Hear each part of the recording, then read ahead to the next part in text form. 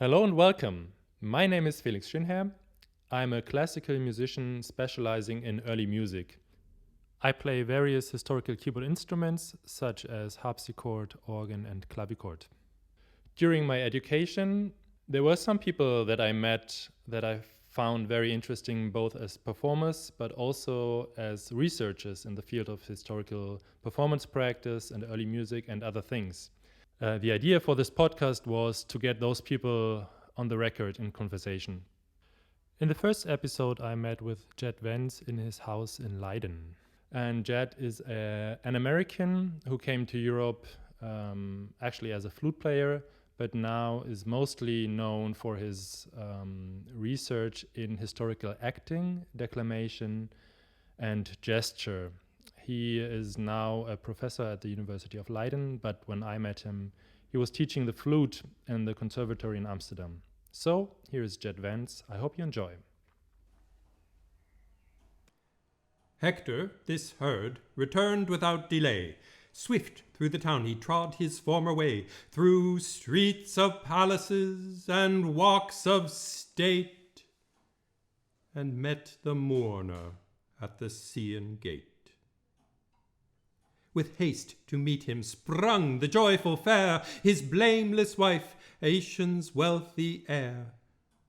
The nurse stood near, in whose embraces pressed his only hope hung smiling at her breast, whom each soft charm and early grace adorn, fair as the newborn star that gilds the morn.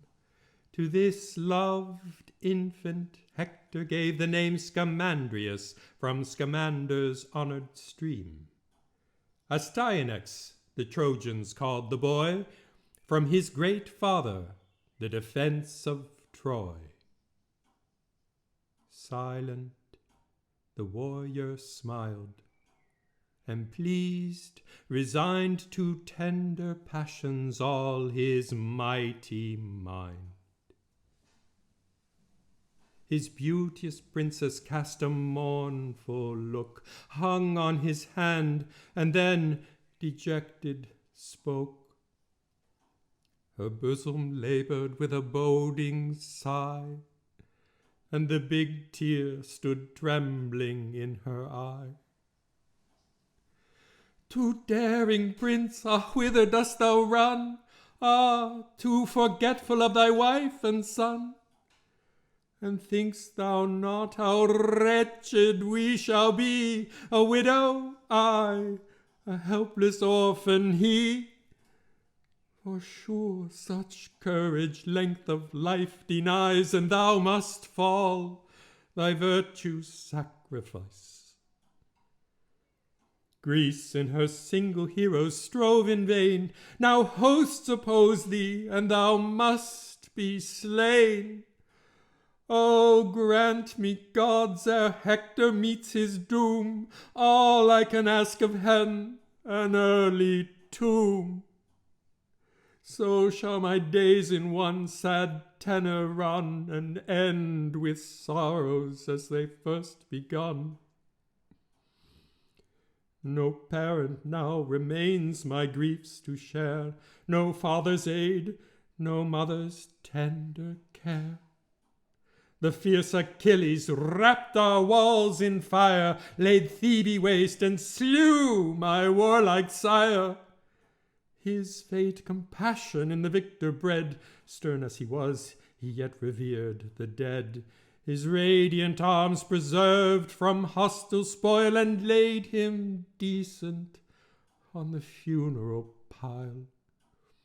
Then raised a mountain where his bones were burned. The mountain nymphs the rural tomb adorned. Jove's sylvan daughters bade their elms bestow a barren shade, and in his honor grow. By the same arm my 7 brave brothers fell, in one sad day beheld the gates of hell, while the fat herds and snowy flocks they fed amid their fields. The hapless heroes bled. My mother lived to wear the victor's Hector's bands. The queen of Hypoplasia's sylvan lands, redeemed too late, she scarce beheld again her pleasing empire and her native plain, when oppressed by life-consuming woe, she fell a victim to Diana's bow.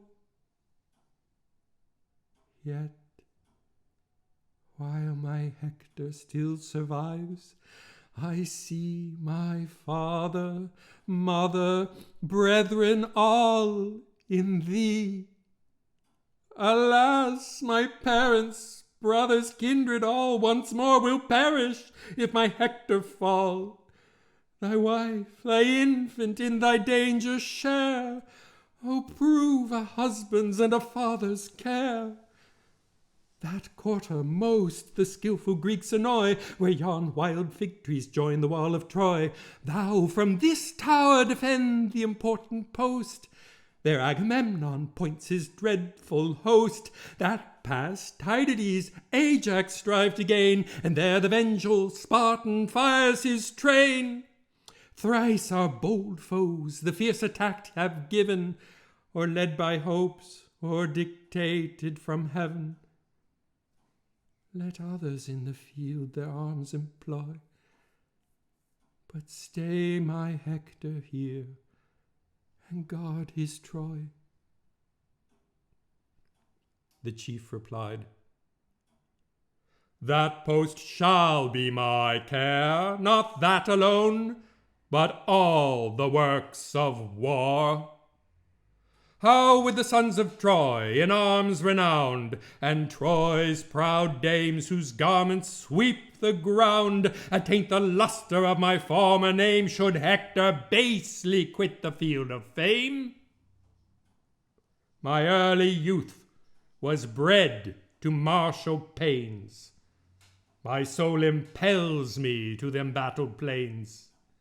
Let me be foremost to defend the throne and guard my father's glories and my own. Yet come it will, the day decreed by fates. How my heart trembles while my tongue relates. The day when thou, imperial Troy, must bend and see thy warriors fall, thy glorious end. And yet no dire presage so wounds my mind, my mother's death, the ruin of my kind. Not Priam's hoary hairs defiled with gore, nor all my brothers gasping on the shore, as thine, Andromache, thy griefs I dread. I see thee trembling, weeping, captive led in Argive looms their battles to design, and woes, of which so large a part was thine, to bear the victor's hard commands, or bring the weight of waters from Hyperia's spring. There while you groan beneath the load of life, they cry, Behold the mighty Hector's wife! Some haughty Greek who lives thy tears to see, embitters all thy woes by naming me. The thoughts of glory past and present shame, 1,000 griefs shall waken at the name. May I lie cold before that dreadful day, pressed with a load of monumental clay. Thy Hector, wrapped in everlasting sleep, shall neither hear thee sigh, nor see thee weep. Thus having spoke, the illustrious chief of Troy stretched his fond arms to clasp the lovely boy. The babe clung crying to his nurse's breast, scared at the dazzling helm and nodding crest. With secret pleasure each fond parent smiled, and Hector haste to relieve his child, the glittering terrors from his brows unbound, and placed the beaming helmet on the ground. Then kissed the child, and lifting high in air, thus to the gods preferred a father's prayer.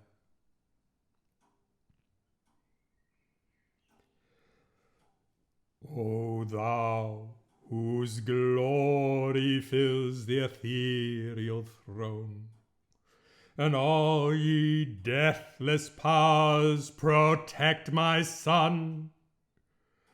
Grant him like me to purchase just renown, to guard the Trojans, to defend the crown, against his country's foes the war to wage, and rise the Hector of a future age. So when triumphant from successful toils of heroes slain, he bears the reeking spoils, all the hosts may hail him with deserved acclaim, and say, this chief transcends his father's fame. While pleased amidst the general shouts of Troy, his mother's conscious heart o'erflows with joy. He spoke, and fondly gazing on her charms, restored the pleasing burden to her arms. Soft on her fragrant breast the babe she laid, hushed to repose, and with a smile surveyed. The troubled pleasure soon chastised by fear, she mingled with a smile a tender tear. The softened chief with kind compassion viewed, and dried the falling drops, and thus pursued. Andromache, my soul's far better part, why with untimely sorrows heaves thy heart? No hostile hand can antedate my doom, till fate condemns me to the silent tomb. Fixed is the term of all the race of earth, and such the hard condition of our birth. No force can then resist, no flight can save, all sink alike, the fearful and the brave. No more, but hasten to thy tasks at home, there guide the spindle and direct the loom. Me glory summons to the martial scene, the field of combat is the sphere for men. Where heroes war, the foremost place I claim, first in danger as the first in fame. Thus having said, the glorious chief resumes his towery helmet black with shading plumes. His princess parts with a prophetic sigh, unwilling parts, and oft reverts her eye that streamed at every look. Then, moving slow, sought her own palace and indulged her woe. There, while her tears deplored the godlike man, through all her train the soft infection ran. The pious maids their mingled sorrows shed, and mourned the living Hector as the dead.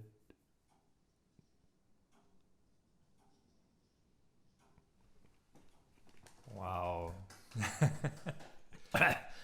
Not quite there with the voice yet, but getting there. Okay. It's a kind of demanding, but I'm getting there. Cracked once. And the voice, which is slowly getting there, is the voice of Jed Wentz. Thanks for having us. My pleasure. Welcome. I am in Leiden at Jed Wentz's house, together with Jed, of course, and Lorenz, who's doing the sound for us.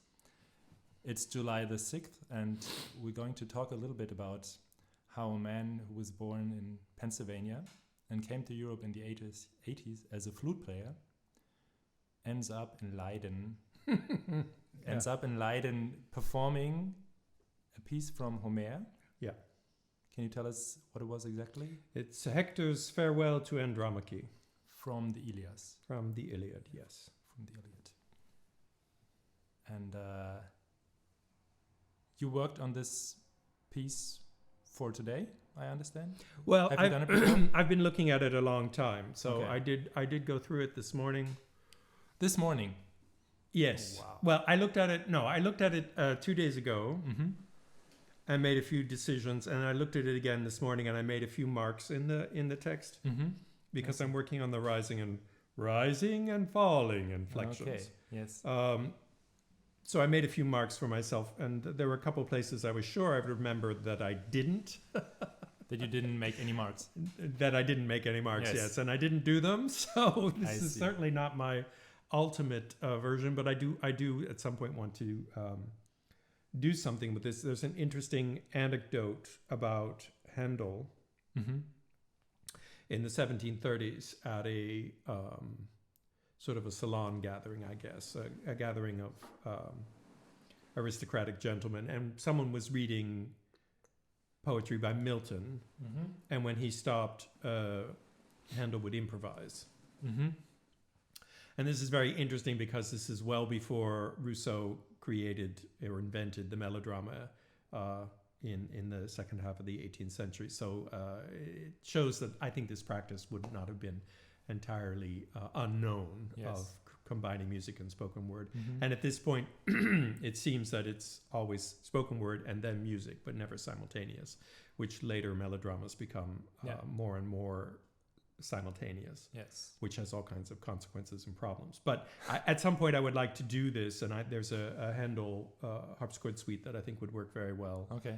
to intersperse with music. So I'm working on this as a kind of a long-term project, but it's quite demanding for the voice, and it's also for me particularly demanding. Like recently I've been working a lot on weeping Mm-hmm. because I was never very good at weeping, and so I'm trying to work on that and be able to control it Mhm. enough so that you can still keep talking, which is the big problem with weeping. I mean, actors today talk about this, and actors in the past talked about this. So when you start to generate that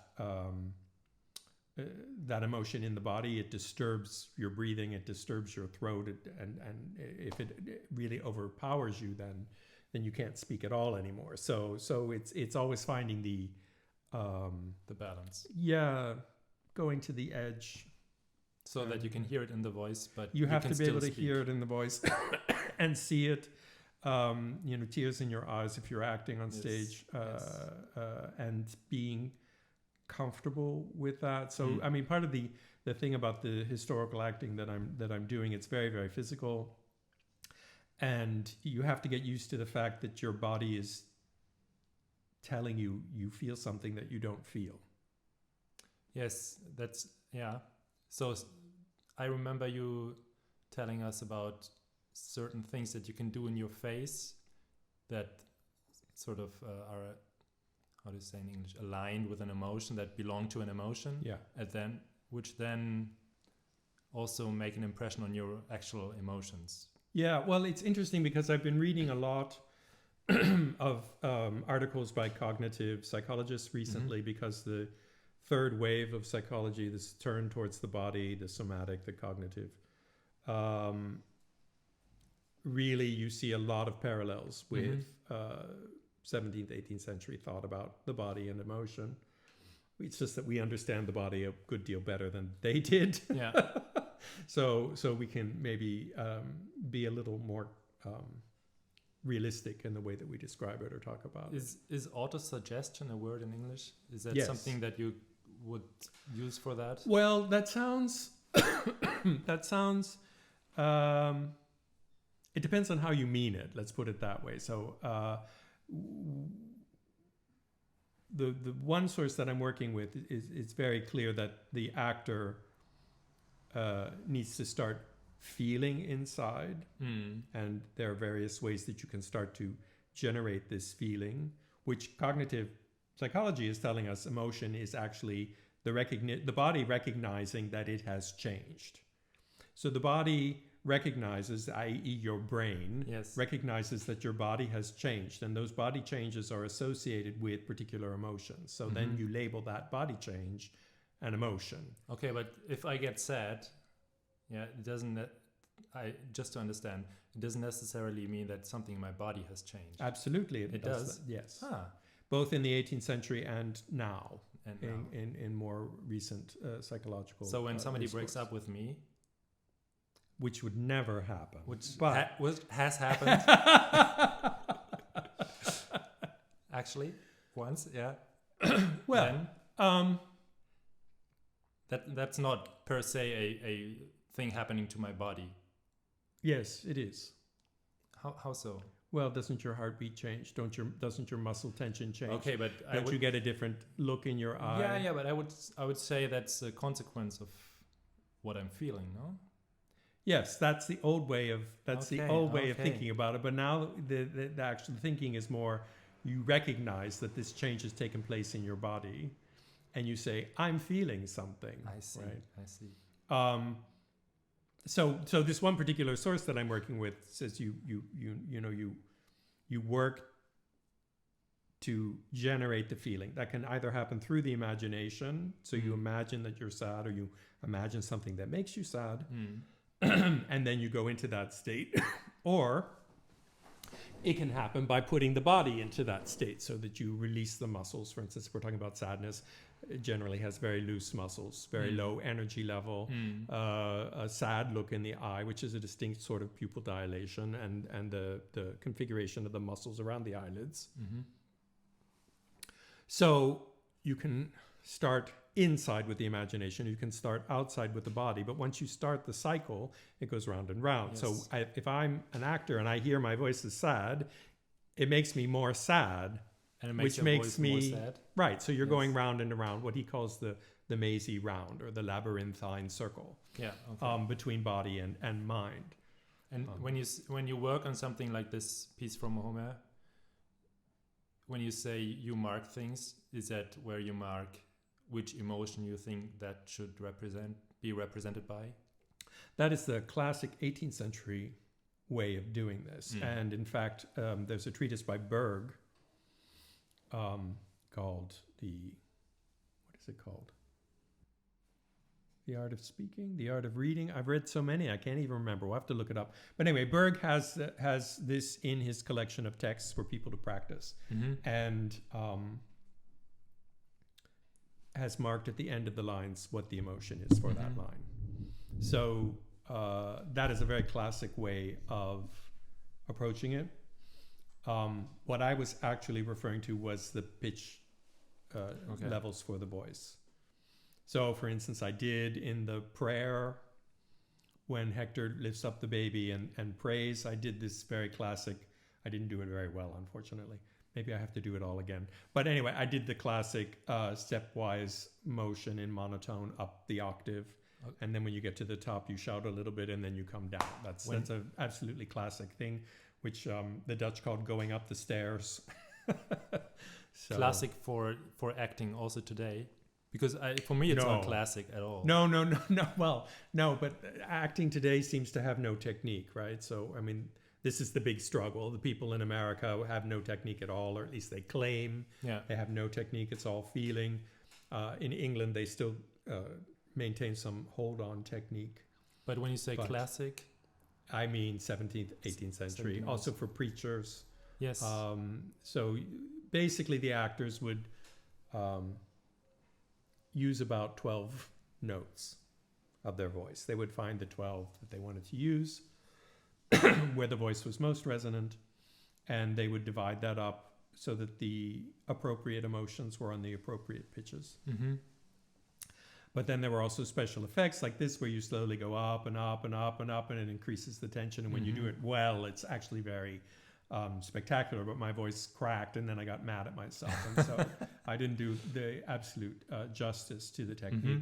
But it takes it takes training, and it takes concentration, and it takes also a good deal of control of the throat and larynx, because otherwise you do crack. Like a singer. Yeah, it's halfway to singing, sure. Yeah, and you said in our pre-session that you also do this on a more or less daily basis, your voice training. I have been working more or less on a daily basis on the voice, yeah. That's because here in Leiden at the university, I am part of an interdisciplinary research group with an architect and a soundscape and an artist in Israel who's working on, it's a little difficult to explain. So they're working in very different things, and none of them are working, let's say, historically. So I'm the odd man out. And I chose as my project in this interdisciplinary work group to train the voice according to a 19th century treatise. And so that's what I'm doing now. So what's the treatise? This is one by Van den Hoof. That is to say, I have no idea how you're supposed to pronounce the name. He was English and then he went to American, but I guess the family was German. I don't know. Or Dutch. Yeah, it's funny because it's Van and not Von, but Yes. Hoof is not spelled like Dutch, so I see. it's with double F. So who knows what something went wrong somewhere. Yeah. But he was an elocutionist and an actor. So the elocutionist would recite a passage like I just did. Yes. At a public performance, sort of like a concert. He or she would have an entire repertoire of poems. Sometimes they did whole plays all by themselves, so just one person would read all the parts. That was also very popular and very sort of virtuoso. And he published many treatises. It's basically the same one over and over again, but there are exercises in it, and it's fascinating because the one I was using is from 1846, but he was publishing into the 1860s. And you see that it's still very much based on the second half of the 18th century English sources.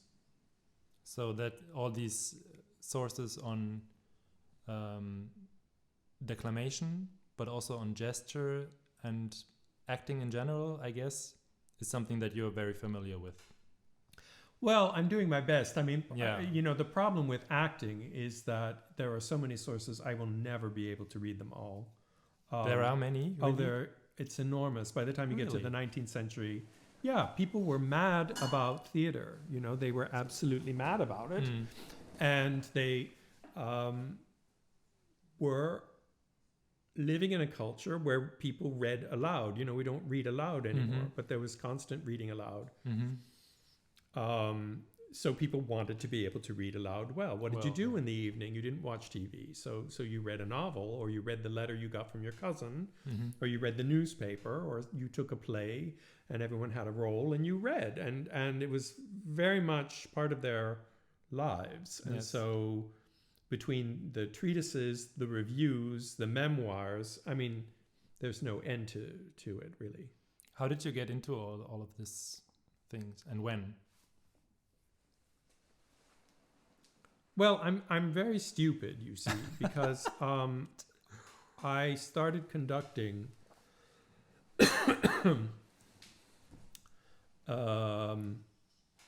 sort of in the 2000s. I did a number of opera productions, and I was very interested to do opera because there was text. But I was trying to find a form of opera that didn't involve singers, and that proved difficult. So I stopped conducting opera. Why no singers? When you're a conductor, well, there are musicians who sing. Okay. And they are wonderful, and I adore them, and I fall at their feet. And then there's singers. Okay. But I just love text. And so when I realized that I could actually just declaim, but you see, for a very long time, I really did not like my voice, so I would never have even contemplated declaiming or speaking or reciting. Or singing. Singing is still the hurdle. Singing is still rather difficult. Okay. Subject. I have a melodrama that I want to work on. which I think would be very, very effective, but it requires me at one point to sing.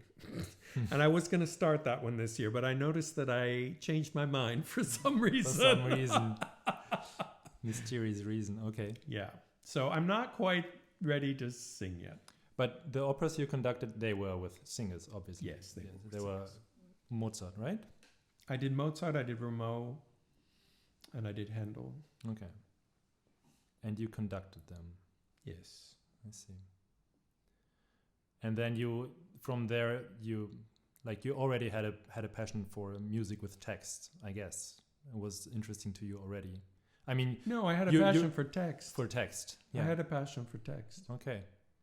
And then, how did you go? So this was my failed attempt, right, to engage with text, and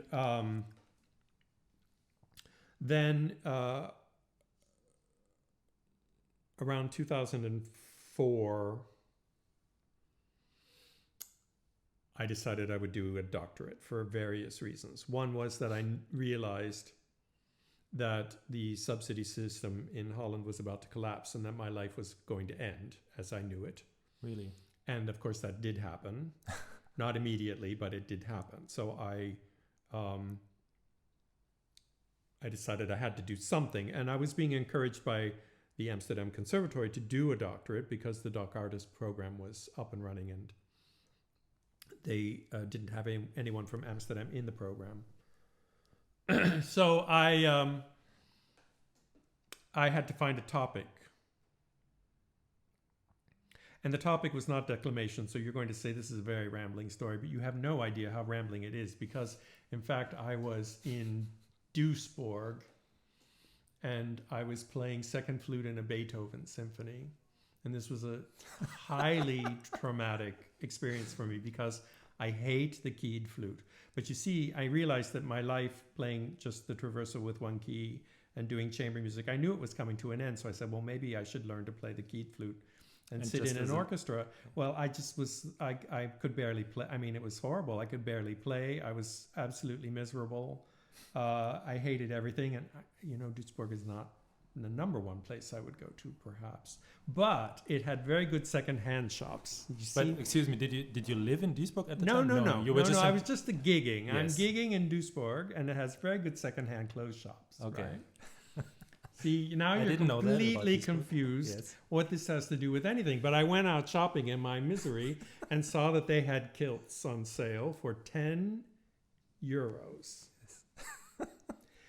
And I knew that kilts were expensive, so I decided, you know what, I'm going to buy myself a kilt. So I found one that fit, and I bought the kilt. And then I got home from this tour and immediately sold the keyed flute and never touched a keyed flute after that because I realized this humiliation could not be continued. And started ordering all the other attributes that go with the kilt. So I got the shoes, and I got the knife, and I got I got everything, and the vest, and I had all of this stuff. The sporin, beautiful sporin. I have a beautiful sporin upstairs. So you became a Scottish person. You became a Scottish person. Well, almost. Actually, now I am a member of a clan, but that's something else. So maybe we'll get there, and maybe we won't. But so I laid it all out on my bed. It was like Christmas or my birthday, and there's all my stuff. And I went online, and it said, I looked up how to wear the kilt, and it said the man's kilt always opens on the left, and this opened on the right. I had bought a skirt, a Catholic girl skirt. So I had to buy the damn kilt, which costs like £800. Oh, no. So then I thought, see, now you're really thinking, this man is mad. I have no idea where this is going.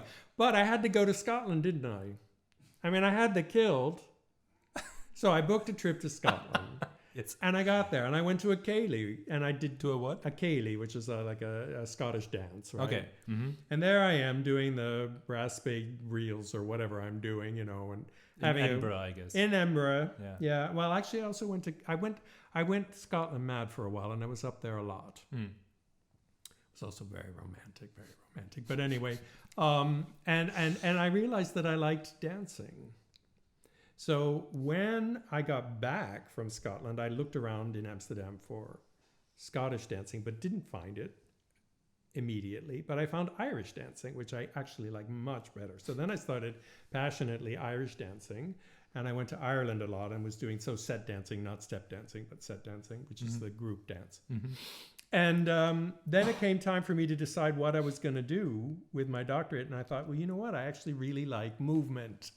Now we're back home. I see. So I decided I would do something that was embodied and that involved movement. And so I started examining the relationship between the performance of the music at the French opera and the actual acting style, with the hypothesis being that the acting style dictated the musical timing rather than the other way around. Because now when you see historical performances of opera, the gestures always fit into the music, whereas I had found several sources that suggested to me strongly that it was the other way around, and that the acting was much more important in France than the singing, which explains why everyone says that the singers are not very good, but they were fabulous actors. But that's because the French thought of opera as a play that was sung, and you needed good actors, whereas the Italians thought it was a place to show off your voice, your ornamentation and your voice. So this conflict. So I became a researcher into the relationship between gesture and music. And the gesture is strongly linked to the text. Of course. Yeah. It's all about the text. And so that's how I ended up with acting and with declamation as my new field of study. But I mean, I got my doctorate in 2010.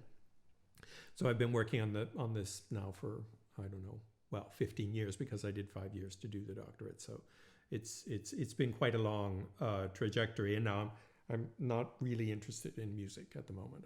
I'm much more interested in I was just going to say there's so many tangents and options to go from here, but maybe we can talk about like why you sold the key flute and why you're now going to stop playing the flute more or less for good. I understood. Well, I sold the keyed flute for two reasons. The first is that the reason I started playing traverso when I was at Conservatory in America is because I knew that I did not want to sit in an orchestra and play Beethoven symphonies. I knew that when I was a junior at the Conservatory, and decided that I would do early music in order to escape that fate. And here I was, forced by circumstance to sit in an orchestra and play. I don't like Beethoven, and I certainly don't want to play long notes in an orchestra while everyone is playing fortissimo.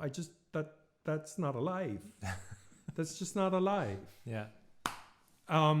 And it's very interesting because I have friends who are flutists in the orchestra, and what I hear really about that kind of a job, I know that I could never have withstood it. So I mean, the psychological pressure, and I hear this from everybody who's in an orchestra, the psychological pressure gets worse and worse and worse. And some friends of mine have just retired from the San Francisco Symphony, and they talk about just this relentless pressure. Yeah. Because either you're playing stupid long notes that no one hears, or you're playing the most wildly difficult, exposed stuff week after week on, radio broadcasts and television broadcasts. It's just, I'm very glad I didn't do that, because I would not have survived it. I think I don't have the personality to do that. So that's one reason to get rid of the flute, because for God's sake, I didn't want to do this in the first place. The second thing is I actually do not like the instrument. So once you have more than one key, you replace the technique of blowing and using the lips to correct the weak notes on the flute. That gets replaced by pushing down a key, and then I'm not interested. Because it's so mechanical, or you just lose the contact that I found so addictive. And the fact that the instrument is so difficult and demands so much incredible attention. And on a very also bodily layer. Well, I mean, on the other hand, that repertoire gets much more difficult. So 19th century virtuoso flute repertoire, which is not something anyone would want to hear in their right mind. But if you look at it, technically, it's extremely demanding with arpeggios and crazy scales and high notes and low notes. And so I'm not trying to belittle. I'm not saying that, the keyed flute is easy. In fact, I think it's a nightmare. The keys are all in the wrong places. It feels horrible to hold it. it doesn't sound good, and it's boring to play and really hard at the same time. So Yeah. for me, it's really was not an option. Sounds like a why piano. Well, I don't know. No, I kind of love the piano. Yeah. Well, you don't have to play I don't have to play it. No, I Exactly. get other people to play it. Yeah, Exactly. absolutely. But you kept playing the traverso until now. Yes, I mean, I've played it up until now. You made a lot of CDs and I made an awful lot of Yes. CDs, Yes. yes. But I can't live from it, right? I can't live from it. I have other jobs that I live from, which are extremely demanding. And that means that finding time to practice is difficult. I'm also no longer capable of practicing the way I used to. I mean, I used to practice 6 hours a day and play 2 hours. I mean, I was really playing 8 hours a day when I was in my 20s and 30s. You know, of course you play well when you play 8 hours a day. Yeah.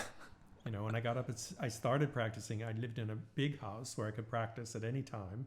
And I started practicing at 6 in the morning, and I would practice till 8. I had 2 hours down before anybody got up. It was fantastic. I can't do that anymore. I can't play long tones anymore. I just start screaming. You know, I mean, I did it so much. And then, you know, you hear what you can't do. Other people will say, oh, it sounds wonderful. And you think, yeah, but I can't do this, this, and this that I used to be able to do. And that's this problem of getting older, though I'm sure my interpretations are so ripe and rich now that it doesn't matter. But yeah, it wasn't a pleasant prospect for me to see myself diminish in my capabilities, to have run out of new repertoire. And if I compare that to the trajectory of learning how to act and exploring these historical sources in a manner that has not yet been done, as far as I know, really putting them to the test, the choice was clear because I'm learning something new now. It's very exciting. And when you compare your life as a flutist to the life as an actor, I guess the acting thing is much more focused on the research and experimenting than flute playing, I guess. Well, yeah, I mean, the thing is, I'm not an actor. I don't go to the theater every day at 3 and start putting on fake eyebrows and wigs and weird costumes and, you know, do that 5 nights a week. I can't imagine doing that. I'd never want to do that. That's exactly what I mean. So you in the field of acting, to do the fun bit. Well, yeah, but also the reconstruction and reading all the sources, putting them together, trying them out, trying them differently without, you called it the pressure of the performer. But then what I'm getting at is, did you also do this kind of work with the flute playing? Well, yes. I mean, I certainly read the sources.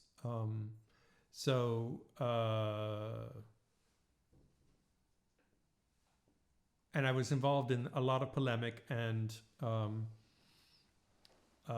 lot of trashing and a lot of sort of, you know,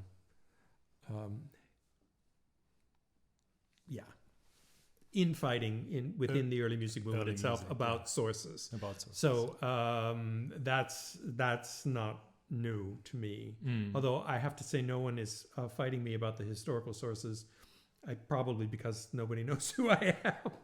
in the acting, you mean? Yeah, I wouldn't say nobody knows who I am, but it's not the same thing. Also, I'm not competing with anybody for work, right? Yes. In the early music scene, you're competing with your colleagues for work, and you play too fast, and you play too loud, and you play too in tune, and you play too this and that. With what I'm doing now, it's really, I'm a researcher through the body, through embodiment, through performance. And what I do has consequences for theater historians, but I'm not taking any theater historian's job, nor am I taking any actor's job. So in that sense, maybe people will leave me alone. But do you expect your findings in your research to somehow find their way onto a stage? Or would you, for example, would you be interested in directing a staging? Those are kind of, they seem like they're the same thing, but they're actually really different. So I do think that what I'm doing will end up on a stage. In fact, it already has, because I know the people in my work group. So it's not my work, because we work as a collective, right? So the work of the collective has already been on stage. And when you say collective, is that the one at the university? No, well, we have here in Holland, we've had for years now, must be at least 5 years, if not longer. It's called the Dutch Historical Acting Collective, and these are people mostly younger than I am, as is much of the planet, who are interested in trying these things out, and we work together. We present things to each other. We give each other feedback, and it's a wonderful, wonderful thing. So that's happening, and also I'm teaching. So I've been teaching in Amsterdam, and I'm teaching in Basel. There's a project that's coming up. So yes, there will be, whether it's my work and it looks like me, which I couldn't care less. In fact, I would rather it didn't look like me. But I think the ideas that I'm bringing forward from these treatises, I think that has already been on stage and certainly will continue. I would never want to stage direct, no. And why is that? Because it's always a compromise. And when you do research, you don't have to compromise, because it can look awful and sound awful. Yeah. I mean, I think if we went to any opera in the 18th century, we would think it was awful. We would think everything about it was awful. We wouldn't understand why they were there or why they liked it, because we have completely different criteria. And when you're a researcher, you don't have to sell a ticket. Yeah. You know what I learned from those opera productions is there's so much money. So obscene amount of money goes into an opera production, and they want to sell tickets. Yeah. And how can I say they're wrong? And was it like that when you played the flute? Like, did you? Do you know what a flute player gets paid? No, but I mean, did you feel the need to please people with your playing to get gigs or to be successful? I mean, that was not a researcher role. That was a performer role. I did, but not through performance practice, but through repertoire. So, I had to play much more Vivaldi than I would have wanted. I had to record a whole lot of Vivaldi. I mean, there is nice Vivaldi, but not that much nice Vivaldi, yes. At least not that I know, and I don't like it very much. And Bach. Especially here in the Netherlands, I guess. Well, yeah, and I have a difficult relationship with Bach. Ooh. Wow. How does that come? That's a very... I wouldn't have expected that. Well, I'm not saying he's a bad composer, right? Okay, let's just get that clear. I'm not saying he's a bad composer, but he's not the right standard for understanding Baroque music. Absolutely not. He's the outlier. They thought he was weird in the period. I mean, it's interesting because if you don't listen obsessively to Bach, and if you listen to things that people might actually have heard in the 18th century, like Telemann or Couperin, or, and then you hear Bach, it sounds like a huge mess. I mean, I just heard some cantata, particularly the first movements of the cantatas. It's like, oh my God, Bach, what are you doing? Like, this is too much. It's too complicated, and it sounds bad. Often Bach sounds bad. There's in the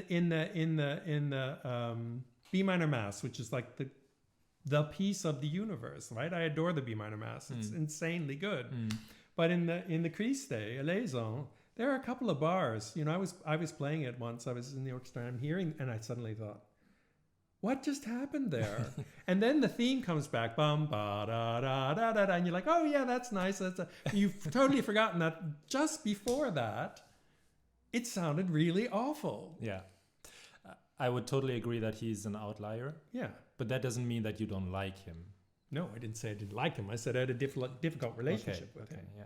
And to have to be forced to constantly fill.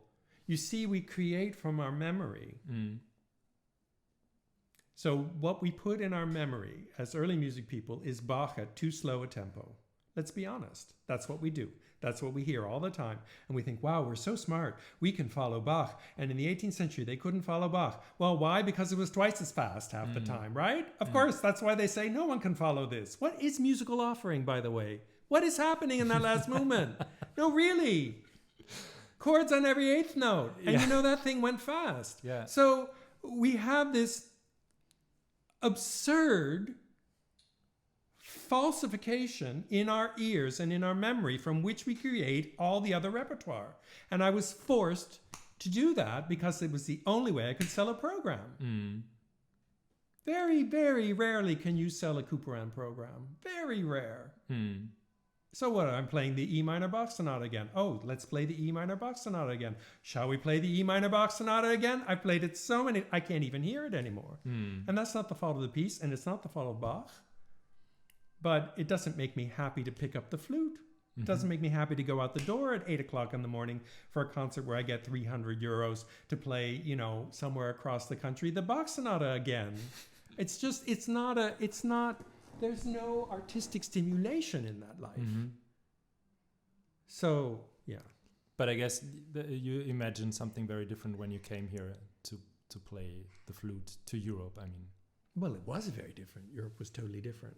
I mean, Holland always paid poorly, but it paid better than it does now. And there were many, many more concerts because there was government money going into the Nederlands Impresariat, and they arranged coffee concerts and all kinds of concerts. They subsidized podia.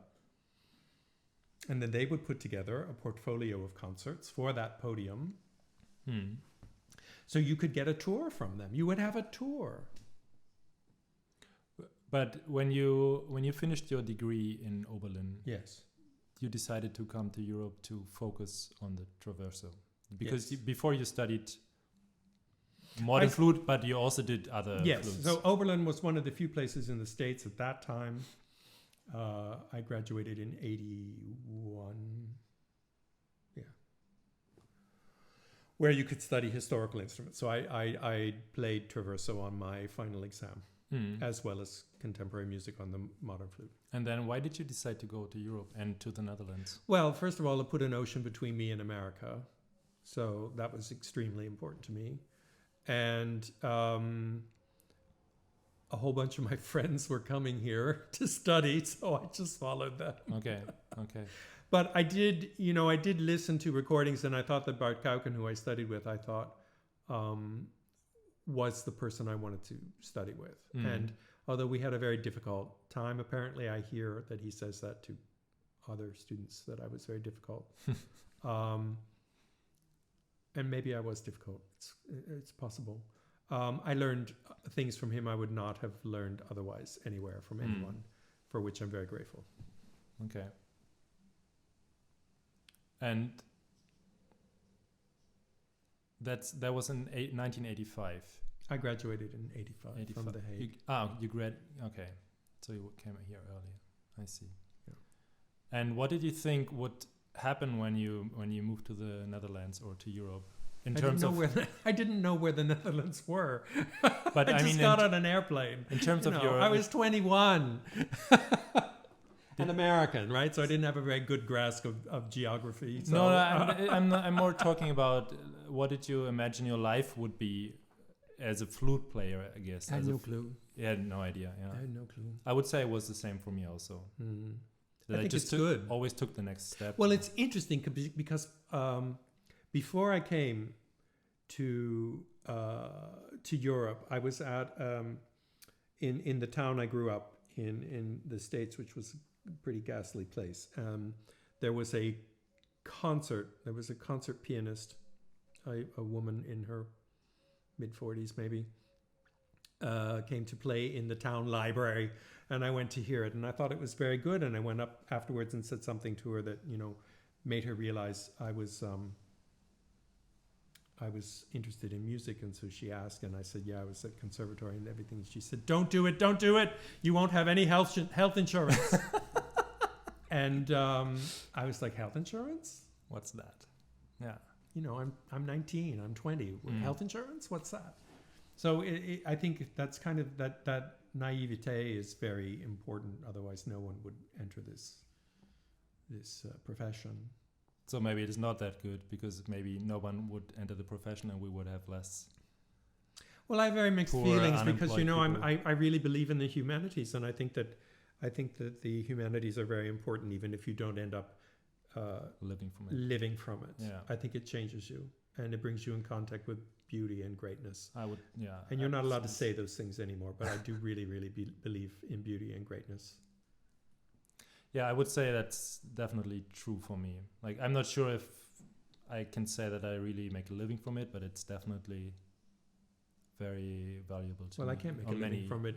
I mean, I can't make a living from playing, you know, but I was able to. Which is insane to think of. Yeah, but. Yeah. Well, because I don't want to sit in an orchestra and play, you know. That stuff, yeah. And I was incredibly lucky that I could start a group and live from chamber music for, how long did I live from chamber music? 12 years, 13 years. Yeah. I had no money, but I lived, you know. Yeah, I see. And maybe to go back further a little bit, you're from near Pittsburgh, you said. Yes. And were your parents musicians, yes. musical? Yeah. Well, my grandfather was, so my family is Pennsylvania Dutch, which is Deutsch. Yeah. So my parents spoke this weird. Really? Yes. Because I heard that once. I was in Pennsylvania ages ago, and I heard that, and it was really very weird. It's very weird. Interesting. They didn't teach it to us. Maybe you should just quickly explain what we're talking about. Well, here. okay, so particularly in the 18th century, there was an enormous immigration from particularly around Heidelberg. So my family comes from around Heidelberg, from the Pfalz into Pennsylvania, because the English had set up Philadelphia, and they decided they would give land to Germans to form a ring around Philadelphia, so that if there was ever an attack on Philadelphia, that the Germans would all be killed before they got to the English, so that they would have time to, you know, get ready for being attacked. So there were lots of German-speaking people in Pennsylvania, and that continued to be replenished by more and more people from Germany throughout the 19th century, who spoke what is now called Pennsylvania Dutch from Deutsch, which is a very corrupt form of I can't say Plattdeutsch because everyone gets hysterical. So whatever dialect they speak at Heidelberg. Oh God, talking to Germans about Germany. I mean, Germans about the German language. Oh my goodness. Anyway, I'm not going to get upset. No worries. Good. Don't get upset. Don't get upset. So they're speaking this, but mostly it's based on this. Although you have different groups, the whatever language it is that's spoken in the Pfalz, then mixed with a lot of English, and it's not really spoken. They have tried to save it. But of course, after the Second World War, nobody wanted to speak it. And it basically died out, and my parents never taught it to me. But we did eat sauerbraten, and we ate, Schuhfleisch pie. Well, that's more Pennsylvania Dutch than German. But so we ate a lot of, typical things. So yeah, maybe I can attest to the fact that it's very, very difficult to understand. It's really for a German today. I mean, well, for instance, sit down is "Hack dich hin." Yeah, and when you greet someone, you say "Have small he." No idea what that means. Have small he. Yeah. So anyway, that's my family. So you have the. That was your. You have the fancy. You have the fancy Dutch, and you have the plain Dutch. And the plain Dutch are the Amish. They're the ones that ride around in the buggies and have no electricity. That's why they're plain. And then you have the fancy people who have cars and televisions. Well, we were fancy Dutch. Okay. Oh my goodness, yes. And Lutherans. So we weren't in the Amish or the Mennonites or any of that stuff. And my grandfather conducted the Humpa band in the little town where my parents grew up, which was in the eastern part of Pennsylvania, and I grew up in the west. So there was always music in the house. My father played clarinet. We went to the symphony every week. We listened to operas. Really? Yeah. We went to Pittsburgh. We would drive to Pittsburgh for an hour to go to the symphony. So yes, there was classical music in the house, and my brother, who's 6 years older, was studying piano. So I grew up with Chopin and Mendelssohn and Scriabin and all that stuff. Yes, well, gosh, you're going to get all the shameful stories. But I started playing piano, but I could not read 2 lines of music at the same time. And no one told me that you don't have to. And nobody told me you just kind of jump up and down between them. And no, I thought I had to actually be able to read 2 at once, and that I was extremely stupid. My brother was there playing Mendelssohn and reading all the notes at the same time. And anyway, so I gave up and took an instrument that has 1 line. And that was the flute. That was the flute. Yeah. I see. And then and you said that Pittsburgh, if I remember correctly, was a very racist part of the USA. Pittsburgh is a very racist part, and still is. And the place where I grew up, which is near Youngstown, Ohio, is even more racist. And it has to do, it's very specific because there was an immigration of black, which I didn't even know until I got to Europe and looked it up online. But there was I think the 20s or the 30s, there was a big immigration of African Americans from the South who started working in the steel mills. So this is a place where there was a lot of steel. And that caused enormous resentment, and the Ku Klux Klan became quite strong in this part of the country. And so you still very much feel it. And you did feel it as a... Absolutely. I thought it was hideous. I didn't know any black people, but I just thought it was absolutely horrible. Yeah, I see. And then you went to study the flute in Oberlin. Yes. And that's... I had to look it up, actually, where that is. And that's not very far from where you grew up. It's very close. But you moved there. Yes. Okay. Oh, yes, thank God. Yes. Yes. And it was very progressive. So it was for American for an American university or college. It's more college. It was very left wing. It's also for an American college pretty small, no? Yes, it's very small. And a large percentage of the student body, at least when I was there, were from New York. Mm-hmm. So you bring all of these people from New York and you put them in a cornfield with no alcohol, because there was no alcohol in the town at that point. Really? And everyone goes completely nuts. Oh my God. I guess. Yeah, well, because it was founded by missionaries. You know, America's full of...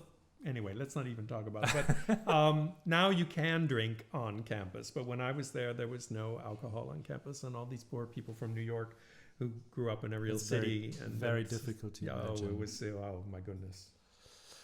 Speaking of drinking, how about 2-minute break?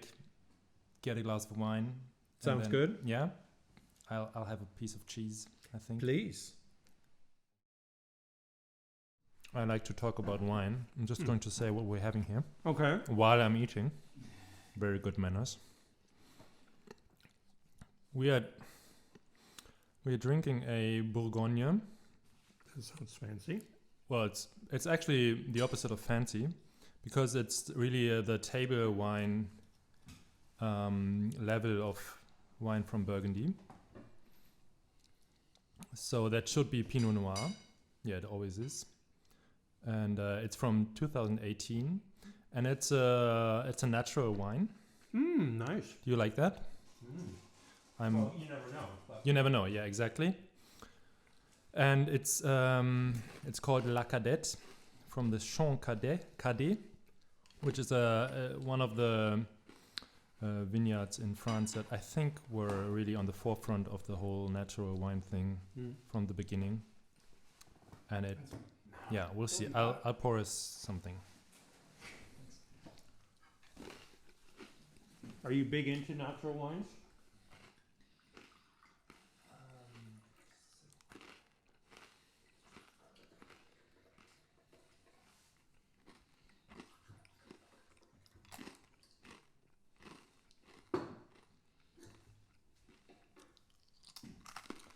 So this is really not a podcast about me, but I can still answer the question after we've...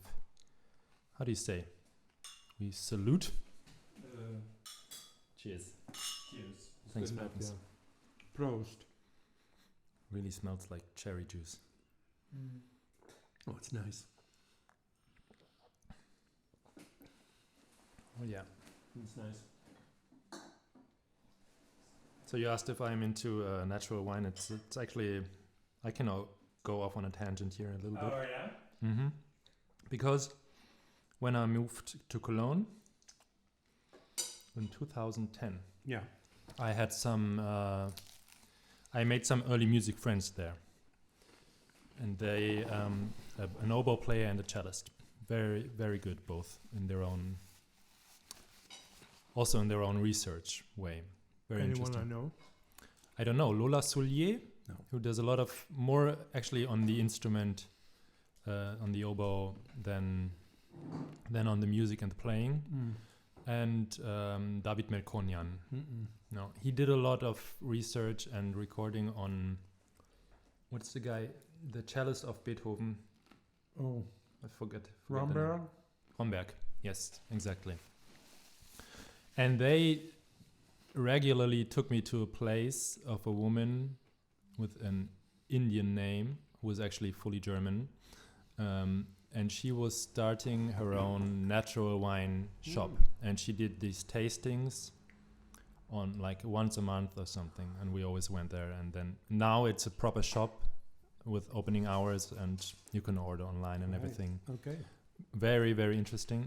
And with Lola and David, we discussed a lot how historical informed performance practice of music and natural winemaking is connected.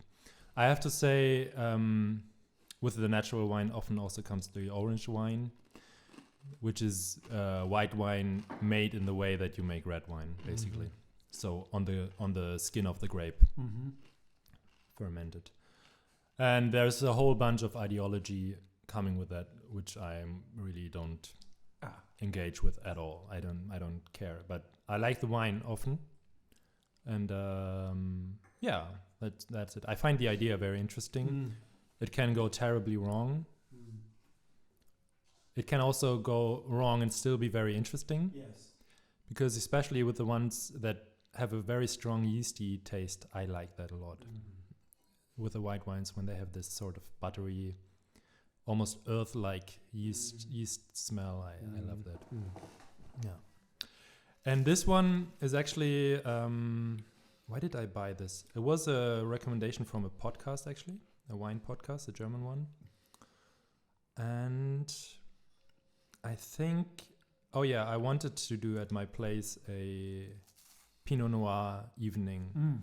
Because there's also very, very nice German natural Pinot Noir, but we never got around to do it, and now I thought I brought it here. Because it was actually the only decent bottle of red wine that I had, and I didn't know if you were into white or red, so I brought this one, and I think we can call it a success. It's very nice. It's lovely.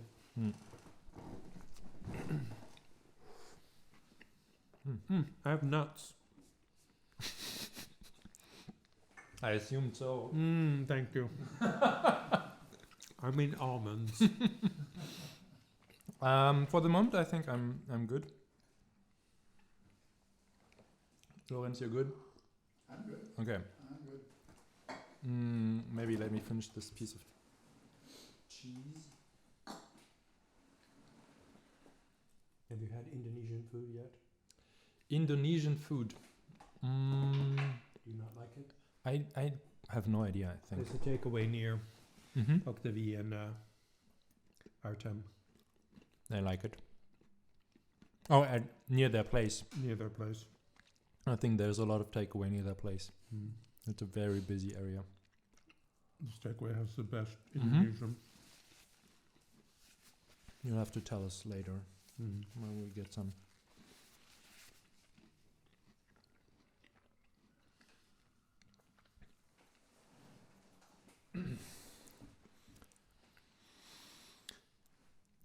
Something that you said about acting today and historical acting is something that I wanted you to get back to. Yes.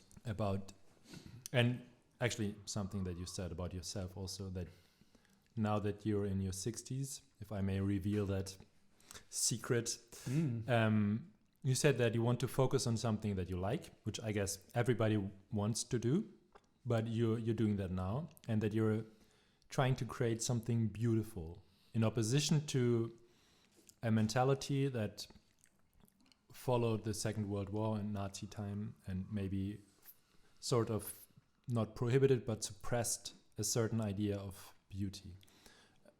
I probably completely misrepresented what you No, said, but maybe you no. can explain it yourself a little bit. Well, I wouldn't have dared to put it as bluntly as you put it, but I mean, I think I that think there you is have.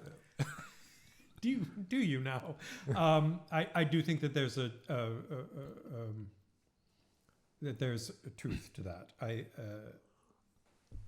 think anyone would find it difficult to argue that Europe was not absolutely shell-shocked and in crisis after the Second World War. And many of the trends that became exaggerated after the war had already started at the end of the 19th century. But it became quite extreme, and the turning away from rhetoric and the turning towards naturalism, which one can certainly bring into relationship with the speeches of Hitler and the extremely effective rhetoric that he used, and how that can work on the feelings of an audience. So Bertolt Brecht already in the 30s, in his failed attempt to save us from the Nazis by taking emotion out of theater, had already brought this to the fore, this idea that you don't go to the theater for catharsis, but you have to go to think. And I think that after the Second World War, the idea that art is about thinking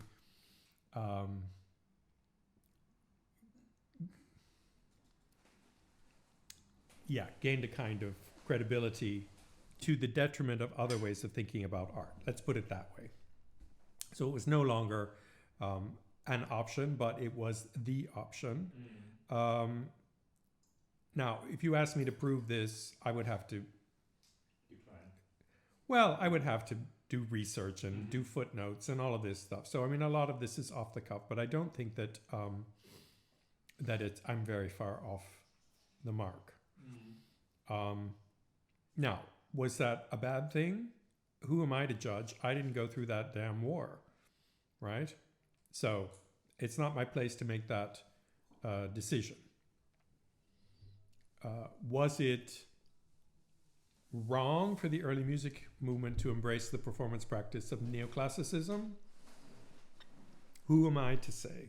What do you mean by that? Well, you know, in 1970, Boulez says that Stravinsky is trash and that neoclassicism is dead and everything has to sound, you know, like Boulez. And what happens in 1960 and 1970? Early music. So, you know, for me, it's very response. clear that the hole that was left by the disappearance of quote unquote listenable contemporary music was filled up by early music performed in the objective style of Stravinsky. You know, I'm not new in saying this. Taruskin said this, and I think he was also not the first to say it, but that's going to take us too far. So, but maybe we can just stop there for a moment. When you say the objective way of Stravinsky in early music, I think for an early music student or listener today is not obvious. Like I've been educated with an attention to emotion for sure, to be careful in my words. what does that mean with an attention to emotion? Attention within That you should be emotional in performance. yes, and that I, as you explained, put myself into the emotional state that I'm going to convey. And it's funny because people during my education, they came up to me and said, early music is not boring. Baroque music is not boring. It's very emotional. And I said, yeah, of course it is. Why is even thinking that? Why even saying that? But obviously there was a time when people thought of Baroque music as being something objective, less emotional. And that's something that for me is a little bit difficult to understand. Maybe you can explain a little bit what you mean by that. Well, yes. I mean, there's emotion and there's emotion, right? Yeah. So you say that you think it's emotional, but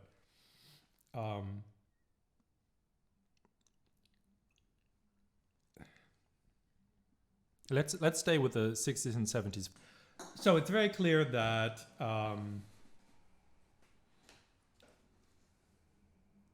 Leonhardt spoke very openly about this. There was an interview that he gave in the 80s, and he said that I went through this terrible period where I reduced everything just to the notes on the page, and there was no emotion and everything, but this was necessary because we had to break with the 19th century tradition. Mm-hmm. So when I was studying in Amsterdam, so that's Leonhardt himself saying that. And then he said, yes, and Baroque music is very emotional and all of this stuff. Well, some Baroque music he played emotionally, like French music he would actually play quite emotionally. Bach he never played emotionally, right? That was always very, very objective. When I was studying... Who again is also an outlier. Like the composer, but then maybe also the interpretation of this composer also always was an outlier. I don't think that we can know that, right? I don't think there's no. Any I mean, way in our own tradition. Well, in our own tradition, yes, absolutely. Well, because this is such a big topic. So I wrote a very long article about Bach as the second Luther, Bach as someone who preaches the word. And this is all being sort of decided around 1900. So around 1900, the Neue Bachgesellschaft gets started because the old Bachgesellschaft had finished its task. So it had finished the complete works. Edition, It dissolved itself and immediately started the Neue Bachgesellschaft. Really? I didn't know that. In order to promote the works. So the old one was to publish and the new one was to promote. And it almost immediately was taken over by theologians. And the theologians had absolutely, how do I put this? So they had an agenda.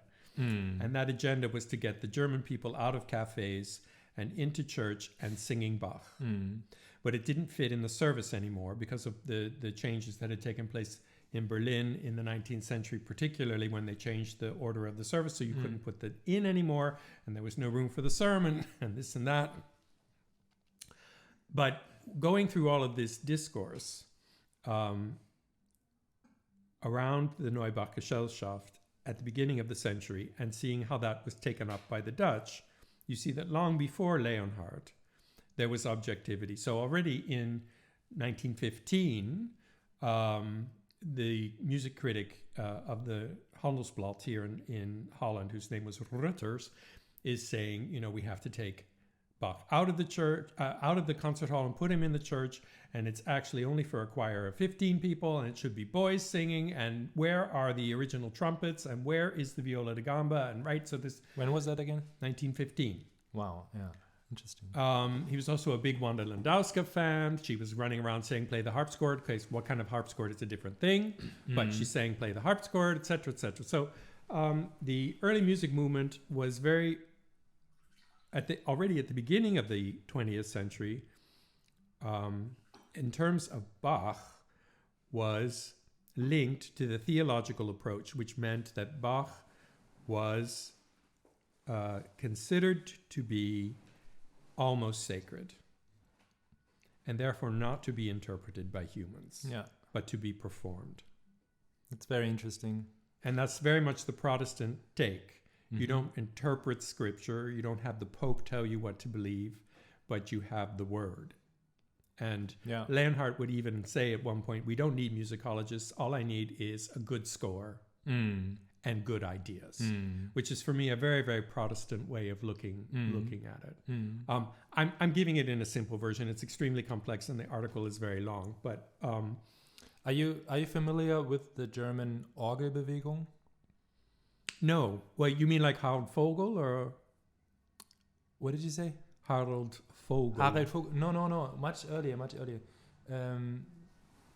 Like the time of Diestler, Hugo Diestler. No, I don't know. It's very interesting because a lot of things are represented there also. It's a movement, actually, Orgelbewegung, or there's another word, Singebewegung. The Singbewegung. Yeah, of course. Yeah. So Yeah. Well, that's the same thing. Music is divine and therefore must not be messed up by humans, by horrible humans. And also, there is a reactionary part to it in the music itself. It's very anti-avant-gardistic, no? Which Well, yes, get people away from jazz and cafes and also from Boulez, or what would be Boulez later. Yeah. Because I feel a lot of that in this thing from the 60s and 70s. And my father, who lived through the GDR, he actually is extremely influenced by all these ideas. He was born in 47, so in the GDR, the development of these ideas was very, very different to the Western Germany style, and it's almost like he has preserved these ideas through the GDR, and being a church person in the GDR. Yes, but you get sort of in a bubble that doesn't move. Yes, in itself. It's very interesting. Yes. Yeah, but sorry, keep Well, going. interestingly, actually, in Holland, certainly in the 60s and 70s, early music and avant-garde were the same people. And they were also left-wing. So it was a political thing. There was anti-Vietnam. It was against the 19th century. It was against the Concertgebouw, that boring, This whole idea of breaking with the romantic tradition to get back to the Baroque. I think there are a couple of things happening there. So one is that, I had a discussion with a friend of mine she's in her 80s now, and she's Jewish. And she said to me, after the war, it was so important to us to be able to believe that man was good. And they really struggled. Of course. And they jumped over the 19th century back to the 18th century and the 17th century. And that was when people were still okay. Yeah. And it sounds naive and ridiculous now to say it. And I don't mean it in any way to put them down because they went through something that I can't imagine, right? But that's not a valid way actually of looking at history, although it was useful for them at that point. And when I came to Amsterdam and was studying in the 80s, everyone was running around saying that, the great change came with the French Revolution. And after that, bad taste started and virtuoso started, and, music went downhill. And that's very stupid. It's just not true, because the 18th century, as I was saying about that rhetorical text that I'm looking at, the 19th century is so rooted in the 18th century. And I'm not saying it's the same. It's not the exact same performance practice, but it is in continuum. And the break comes around 1900. That's where the break is. So, people were saying really strange things. But I remember being told at the conservatory that before the 19th century, no one had emotions. In what way were you No told? one had emotions. Well, for instance, children died, so nobody loved their children because they thought they're going to die anyway. So there was no. I mean, it's just absurd. It's just it was an ideology that people wanted to believe, but it had nothing to do with really understanding the sources. It's very, very interesting to me how we do not only reconstruct our own performance practice of that music, but also our own aesthetic and whole mindset of a whole century or a whole past, actually. It's really difficult for us, for everybody, I guess, any time to accept another time's mindset and ideas. Yeah, because it's difficult enough in our own time with another person. Yeah. Yeah. Well, we organize incoming perception on unquestioned beliefs, right? Basis of unquestioned beliefs allows me to sit here and not be overwhelmed by everything that's coming at me all at once. I've created a kind of reality that other people can recognize. This is, I think, what childhood is about, and that starts on the basic level of what is important to pay paying attention to and what isn't. Mm. The majority is good and the minority is bad.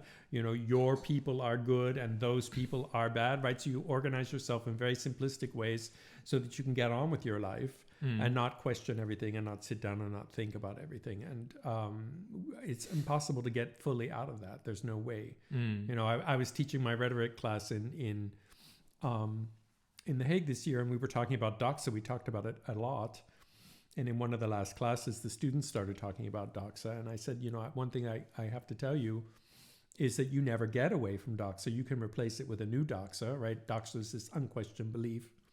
You can put a new unquestioned belief in place, but you cannot get away from doxa. And I'm not presenting myself as the hero of early music who got away from early music doxa. It's nonsense. I had my own doxa. You can't not have it.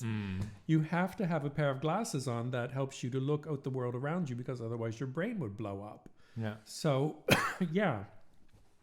But maybe to come back to where we started, or trying to, with the 60s and 70s early music. Yes. Which sort of have let's simply say an suppressed level of emotion, whatever we mean by emotion. We can maybe get to that in a second. Yeah, because I think that's also important. But then something changes in the early music, right? Does it? Does it? I'm asking you because you were there. I would put it this way. There are all different kinds of ways of looking at it. So we've talked about it as objectivity, and I'm putting it very negatively. It was also the time of enormous experiment, of huge excitement, of people going to church in jeans and lying on the floor to listen to the Matthew Passion. You read the reviews, right? This is happening in Holland. Absolutely shocking, right? Everybody is going to hear Monteverdi for the first time, and they're all talking about it, right? Yes. This time of enormous experimentation and passion. And what happens in the 80s, and which I'm part of, is the professionalization of that, which takes all of the passion out of it. I'm not saying emotion now, like emotional performance, but the passion of the players gets transformed into, something professional. Discipline, in tune, together. Sounds good, whatever that means. Yeah. Right ornaments. Yes, right ornaments. Everything right. So you can look at it in many, many different ways. About, did it get better or did it get worse? It just got different, right? And it began to conform more to the contemporary practice standards, right? That was important to us. It was like, we can go out and we can play a concert. We can be as good as modern instruments, but we're on old instruments. But in being as good as, we became them, homogenous. We became them. And then they imitated us because they could hear us, right? So if we go out and we play in tune and together, the modern people say, wow, that's in tune and together. Well, I can play short on the third beat too. And there we are right now. The people are saying, well, get rid of early instruments because the modern instruments can play short on the third beat too. I see, yeah. And none of any of that, what I just said, has anything to do with how it sounded in the 18th century, right? Which we'll never, ever know. And I'm sure we would all... I was just thinking about that. There is this, because you mentioned Monteverdi, and there is this recording of a performance by Monteverdi under Hindemith. Ah, yeah. And there is a speech that Hindemith makes before they play. And if anybody has access to it, I encourage everybody to listen to this, because to the music, I mean, because it's very interesting. It's extremely fast and very, very different to what we think is Monteverdi. But what he says is, dear audience, more or less, I paraphrase, dear audience, we are going to play Monteverdi now for the first time the way people of Monteverdi's time heard it. Yeah. And it's a bit of the why I'm doing this podcast, because I feel like I've lived through my studies, people telling me either this is how it was done or not done, or it's impossible to reconstruct, or something like this. It has become such a huge thing for us to be able to have an idea of what they did in the 18th century. Yes. And why is that? And why do we even care this is how Monteverdi heard it or performed it? Well, there are many different ways to respond to that. So,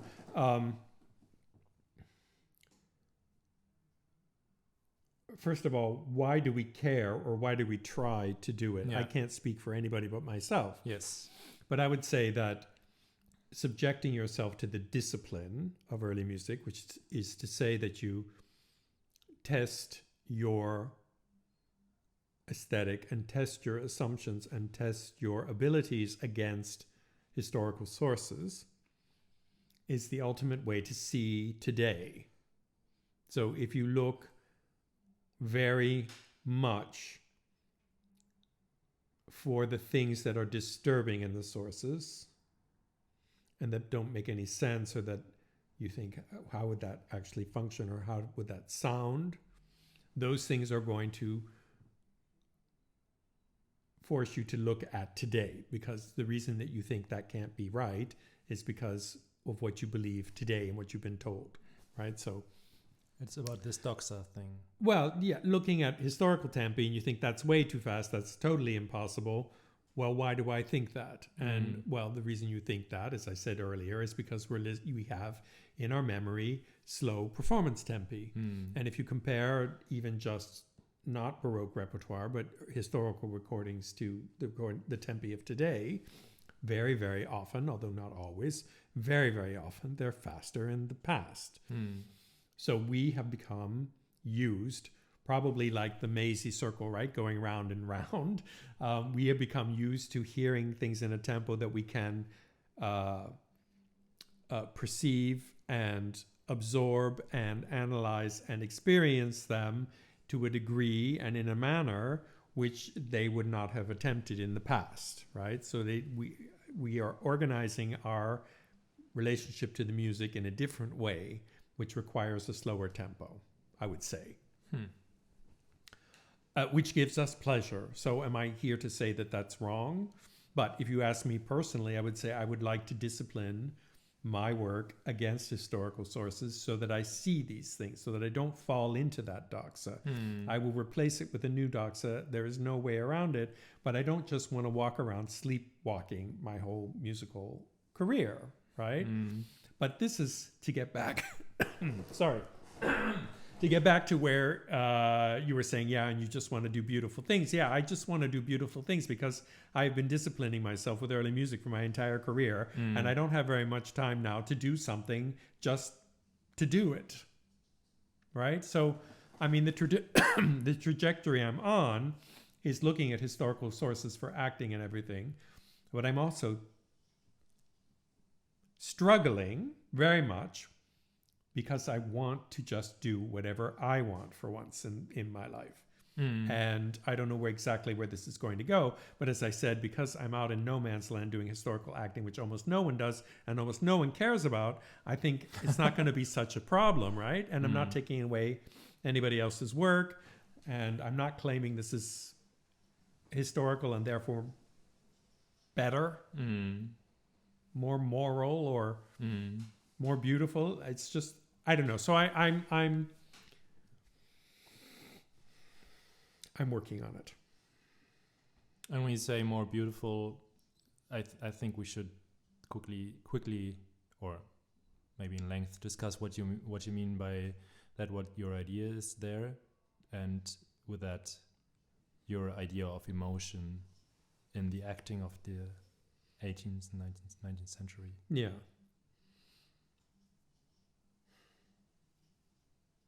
Well. Yeah. We can't, we seem to think that if we as performers could be authentic, if we could perform as they performed then, that we would be done. That's what's required. But that leaves the audience out. And of course, one performed in the 18th century for the audience. Mm. You cannot leave the audience out. Now, I recently put up on Facebook this wonderful quotation that I was reading Burke. Just a short interjection there. If anybody is interested in Jed's work, totally follow him on Facebook. No, You'll be get a lot of input. Well, yes. I'm trying to behave myself more on Facebook, but I doubt that. I put this quotation up where Burke says you could get the most beautiful theater and have the best actors and the best music and have the best scenery, and if you announce just before the curtain goes up that there's going to be a public execution in the square next to the theater, everyone would leave, right? Well, my conclusion is, what does that tell us about that audience? What kind of emotion did they want? How strong was that emotion supposed to be? They did not leave the theater because they thought the public execution was more beautiful. Yeah. It moved them more.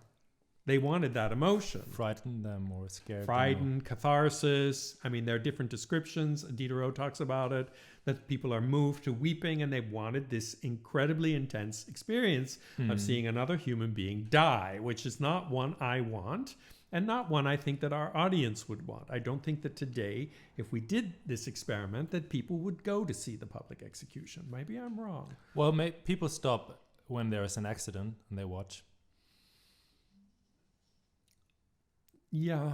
Are those People the same watch. people that go to opera? I don't know. Maybe. No, probably not. I Probably don't not. know. I don't know. But I think, you know, There's a level. I think there's a level of cultivation maybe, with people who go to the opera where this is not maybe that strong and present anymore. I think they would find it socially unacceptable. Exactly. That's what I mean. They might, in their deepest, darkest soul, want to see another human die, but they would not, right? Yeah. And they don't expect to see that level of intensity on the stage. But what's clear from audience reception, first of all, in the theater, and I'm not sure how this works. For me, it's what was happening with music is different, because in music you were often getting new pieces. But in the theaters, people went, particularly in the 18th century, to see the same plays over and over and over again. They knew them backwards and forwards. We have descriptions of the Amsterdam audience poking each other and saying, yeah, this is where he says, and then they would say, they would whisper the line while the actor is saying it, and it was like, and this is where he gets killed, and they're all there. And they were completely, so this is an immersion in something they know, where they pay attention more or less to the parts they really like. The rest, they're not paying so much attention. They might be talking to their neighbor or fighting with somebody about something or other, or, right, there was a lot of hubbub. In France, they had to bring armed guards onto the stage, both at the Comédie Française and at the opera, to keep the audience at bay. Yeah. Wow. So what did they go to and they sang along at the Paris Opera. I've seen several references to this now. I've seen this happen in the Staatsoper in Berlin. They very, very carefully but still audible hummed along in Turandot. What's the famous tenor aria in Turandot?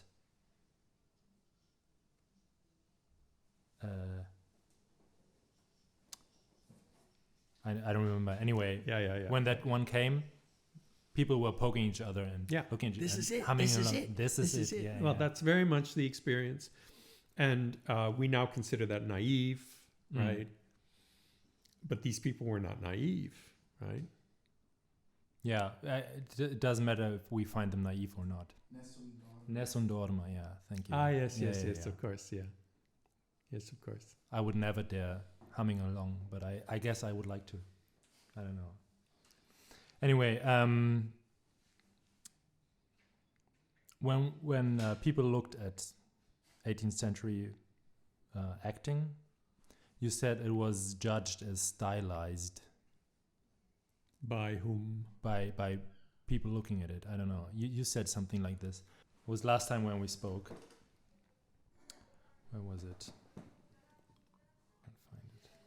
There. concept of naturalistic acting in opposition to historical concepts and stylized acting. Formal language of gesture. That's actually something I thought a little bit about with gesture. Because when I saw my first Baroque operas with gesture, they were pretty boring, I have to say, and a lot of people found them boring. And I thought this is actually maybe an interesting point to take off to something new, because this is a very strong formal language, which is actually something very modern. Like if you think of the Bauhaus ballet things or something like this, it's not that far off with if you have like almost an encyclopedia of things that you represent, and there's how you do it with the body. But I from what I understood, that's not how you look at this. I would say that's a very common misconception. Yeah. And the number one, and the reason for that is that the man who really started the whole historical acting is what I call it, but he called it gesture. Dean Barnett, I mean, his book is called The Art of Gesture, not The Art of Acting, and he equated them as being the same, and it's nonsense. You know? Gesture is not acting. Also today, How is it actors make gestures, but that's not acting. And what do we learn from the 18th century sources beyond gesture? Well, if you can summarize. So, as I said, this treatise by Berg, The Art of Speaking, now I remember what it's called, has the emotions at the end of every line, and they change all the time. So for them, acting was the art of passionating. They called it passionating, which is the very clear representation of as many changing passions as you can, right? So that you drag the audience by their heartstrings through a speech. And for instance, if you look at his annotations for To Be or Not to Be, it has everything in it. It starts with anxiety, for instance. So to be or not to be is always done now. To be or not to be, that. But he has anxiety for that. So acting was about the projection, or this actually, to be honest, it was about the stimulation of emotion in the audience through the eyes and voice and body of the actor. And first the eyes, and then the voice, and then the gesture in terms of priority. So because of our mirror neurons, if we can see the emotion of another person, we recognize in that person, in their changed physique, that they are feeling an emotion, which we then label with whatever that emotion is, and we will take that on, or an emotion that responds to that emotion. And that person looking at us sees our body change and recognizes in us an emotion, and their body then changes in response. And so you have an affective circle in which people are affecting each other. And this is what was happening on the stage. Yeah, I see. And you also said that this goes back, this whole idea of the passions goes way back to the ancient Greek culture. Yes. Maybe Just to medicine and Greek science, yes. Can you explain that a little bit?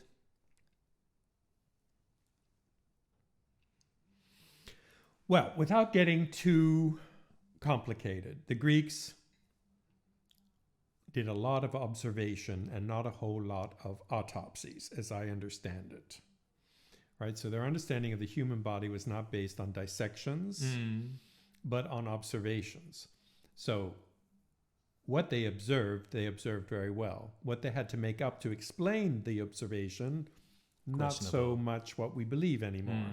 So you can go into the whole thing about the animal spirits and the humors and the blood, not circulating through the body, but being eaten up by the muscles. I mean, you can go into the whole thing and you think, God, they were so dumb and they didn't know anything.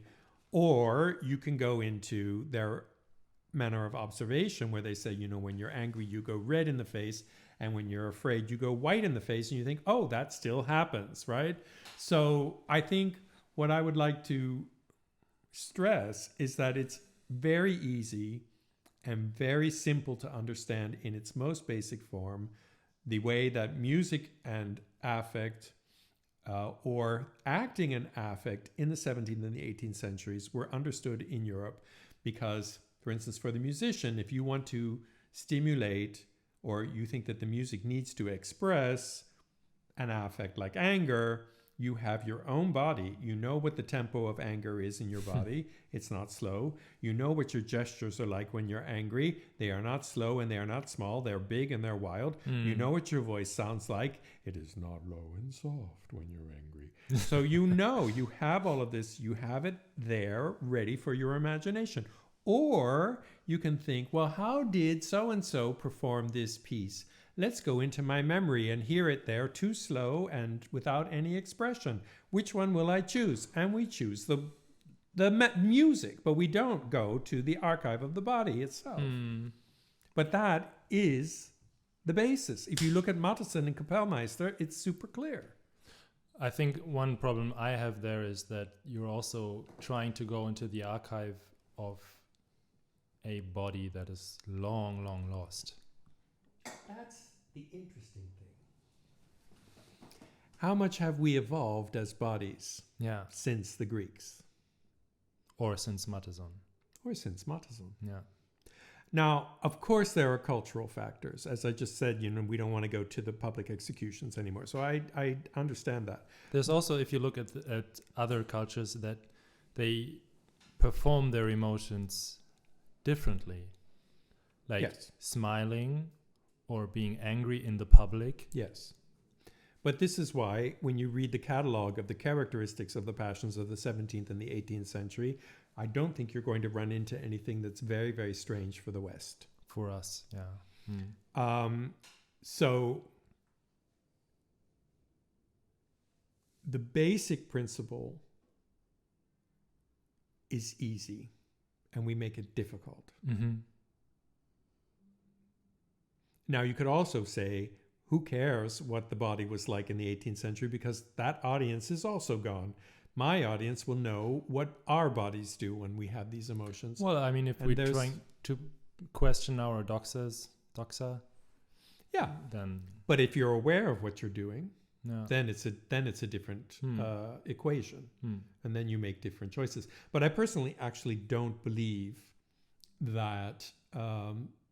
the hardwired passions, the hardwired emotions are so very different than they were. Yeah.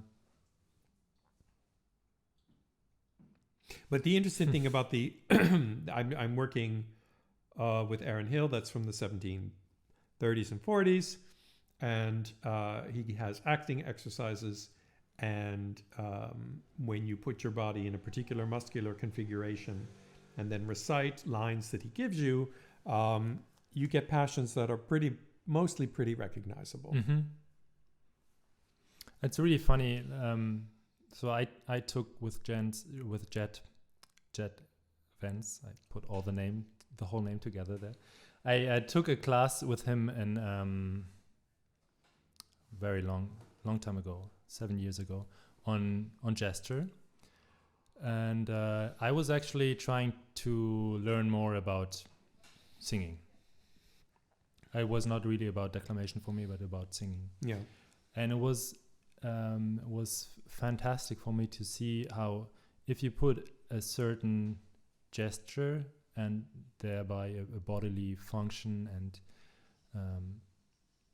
sort of evoking all that memory of what we do when we refuse something with somebody with a hand or a call to the gods or something. Something that we don't really do, but let's say we would, yeah. How that goes back into the voice, and when I saw people doing it singing, because I'm not a singer, but when people did it singing, how a lot of things that we rehearse and that we try to figure out come by themselves. Like, yes, like even very technical things like timing. Yes, but this is the thing. There's my dissertation for you. Yeah. Right? It's about the timing. Yeah. Because that has to do with the muscular transitions in the body. Yeah. The muscular transitions in the body. Maybe that's a good point to stop. Thank you, Jed. My pleasure. You promised outrageous. I'm sorry to things. disappoint. Yeah, it was a bit disappointing from that point of view. But I think, and there's Turn off the microphone, then you'll get it. No. You'll get all of it. That was your chance. Sorry. Yeah. No, but I think there's always with these things there's so much to go on about, but I think it's a good point to stop, and it was very enjoyable. Thank you. Thank you very much.